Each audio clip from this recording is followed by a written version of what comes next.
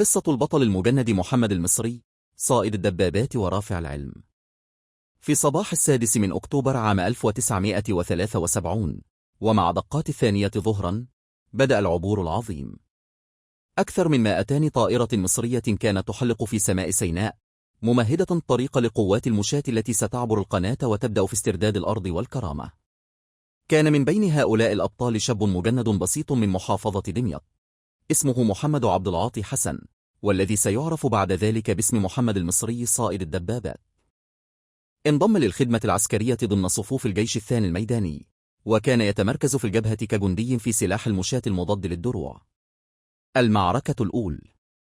في الساعات الأولى من العبور بدأت وحدته بالتقدم نحو أحد المواقع الحصينة للعدو. اشتعلت المعارك في محيط النقطة الكيلو 16 شرق القناة، وهي أول نقطة استراتيجية تمكنت القوات المصرية من الاستيلاء عليها. بين الدخان والنار وبين أصوات القصف والهتافات، كان المجند محمد المصري يتحرك بثبات، يحمل سلاحه المضاد للدبابات من طراز RPG على كتفه، ويترقب تقدم دبابات العدو الإسرائيلي. وفي واحدة من أكثر اللحظات جرأة في تاريخ المعارك، تمكن محمد المصري من تدمير دبابة إسرائيلية بالكامل.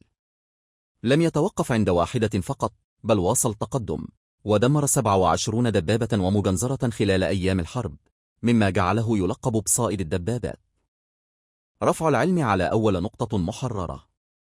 ولكن اللحظة التي حفرت في قلب الوطن ولم تنسى أبدا، كانت تلك التي تقدم فيها المجند محمد المصري وسط الجنود ليقوم برفع علم مصر على أول نقطة تم تحريرها من يد العدو. لم يكن العلم مجرد قطعة قماش، بل كان يحمل معه دماء الشهداء وكرامة أمة وصرخة نصر ظلت مكتومة منذ نكسة 67. وقف محمد المصري وعلى كتفه بندقيته، ورفاقه من حوله يهتفون الله أكبر، وغرس العلم في الأرض المصرية الطاهرة ليكون أول علم يرفرف رسميا في شرق القناة بعد النصر العظيم. وسام الشجاعة واعتراف الدولة. تكريما لبطولاته، منحه الرئيس الراحل أنور السادات وسام نجمة سيناء، وهو أعلى وسام عسكري في مصر. وتحدثت عنه الصحف العالمية، ووصفته بعض وسائل الإعلام بأسطورة الحرب البرية.